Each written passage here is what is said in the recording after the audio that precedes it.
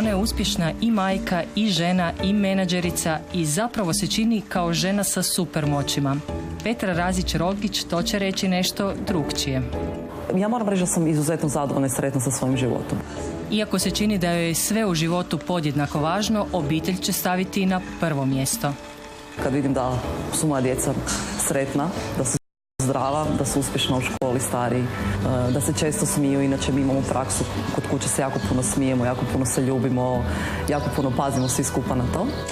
Jutra s obitelji su je najvrijedniji dio dana. Tada ispraća starijeg sina Roka u školu, a mlađeg Frana u vrtić. Putovanje je prava uživancija i recimo priprema za večerašnju utakmicu.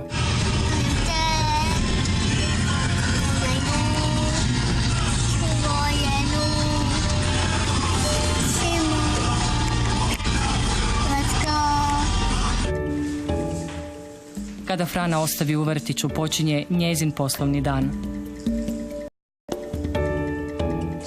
Upravlja hrvatskim, bosansko-hercegovačkim i slovenskim tržištem trećeg najprodavanijeg brenda mobilnih telefona.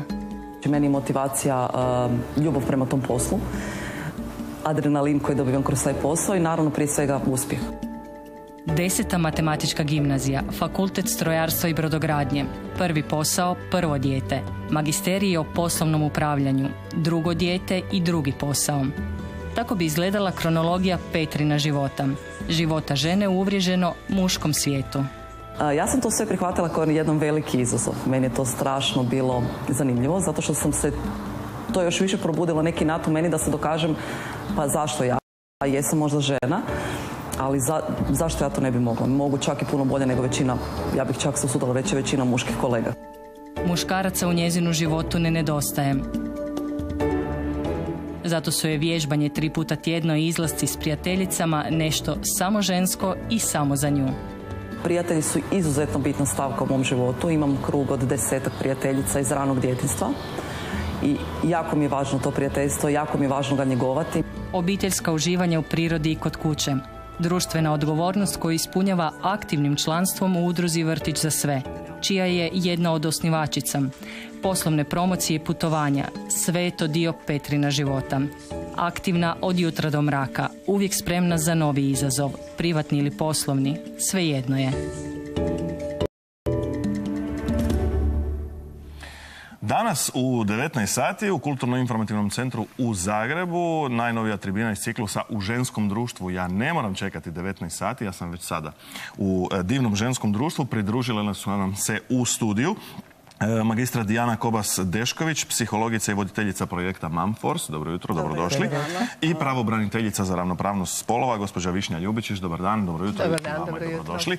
Posao i karijera. Vidjeli smo, može se, ali moramo pitati, može li se? Pa u današnje vrijeme je prilično teško. Mislim, možda je nekome više, nekome manje.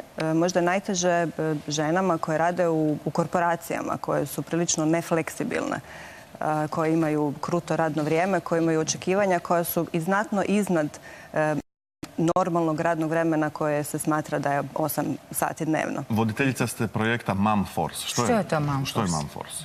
Pa Momforce je jedna inicijativa s kojom zapravo pokušavamo pomoći upravo to da pomognemo zaposlenim ženama koje rade u organizacijama koje nisu dovoljno fleksibilne, da te organizacije postanu fleksibilnije i da pruže podršku tim zaposlenim ženama, majkama, ali naravno ne samo njima, nego i svim drugim zaposlenicima. Primarna, prvenstvena ciljna skupina su nam majke koje imaju djecu nekakve mlađe dobi, kada djeca traže najviše podrške. Gospođo Ljubičić, pravobraniteljica ste za ravnopravnost spolova. Jesu li žene, kada razgovaramo o ovoj temi, ravnopravne ovdje sa muškarcima? Je li nekako muškarcima možda lakše ostvariti karijeru i obitelj? Pa, ako spomenemo statističke pokazatelje, one trendove koje mi imamo, onda vidimo da su žene podzastupljene danas u svim sferama društvenog života i da zaista što se tiče obiteljskog života i tog kombiniranja i ugodnog spajanja poslovnog i privatnog iznimno je teško. Često se spominje da je jako važna organizacija, dobra organizacija, međutim uvijek se postavlja pitanje s kime i kako, s kojim financijskim sredstvima. Lako je biti dobar organizator ako imate potporu, a to je potporu partnera ili obitelji. I s čime, obično je pitanje financijske konstrukcije. Da li vam je dovoljno samo plaćanje vrtića, plaćanje doma, dnevnog boravka, domove za starije osobe ukoliko imate i živite u takvoj obitelji, ili morate plaćati dodatne servise, dakle, babysitterice, tete čuvalice, dadiljanje i sav onaj suport koji imamo. Danas, nažalost, kada govorimo o korištenju rodiljnih dopusta zadnjih 5 ili 6 godina, taj pomak je gotovo 0, nešto posto. Nešto manje od 3% muškaraca danas koriste sve mogućnosti i varijante rodiljnog dopusta. Još uvijek jako malo. To je kako u drugim zemljama Evrope? U drugim zemljama je uvijek motivacijski i od strane države i od strane poslodavaca da muškarci, očevi, što više koriste rodiljne dopuste, jer to je iznimno važno i za razvoj djeteta i za njihovo poimanje uloge, roditeljske uloge, partnerske podjele svih poslova i rasterećivanja one duplog tereta koje nose sve žene u obitelji. Dakle, sasvim jedna drugačija kvaliteta života što dovodi do jedne velike ravnopravnosti i razumijevanja ravnopravnosti spolova. Pretpostavljam da, kad smo kod ravnopravnosti spolova, da i ja smijem nešto reći. Vama iz udruge Mobbing, pretpostavljam, ova priča zvuči kao da dolazi iz neke druge galaksije. Dakle, ravnopravnost spolova, žena koja može uspješno voditi obitelj i karijeru, a vi se svakodnevno zapravo susrećete s primjerima gdje je to ljudima onemogućeno zapravo. Pa susrećemo se s takvim primjerima, ali jako mi je drago da imamo dobru suradnju i s pravobraniteljicom za ravnopravnost spolova. Pravobraniteljica se uvijek uključuje u slučajeve koje mi prijavljujemo i koje, dakle, šaljemo prema njoj.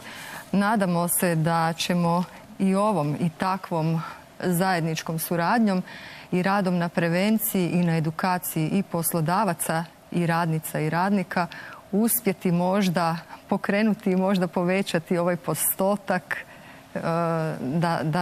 da se smanji, naprosto da se smanji diskriminacija i da se možda nekako poveća svijest o tome da i muškarci mogu koristiti te rodiljne dopuste, a i da poslodavci ne otpuštaju žene koje se vraćaju s porodiljom. Kad spominjete diskriminaciju, sve češće se pri zapošljavanju žene pita planirate li zatrudniti ukoliko se to dogodi?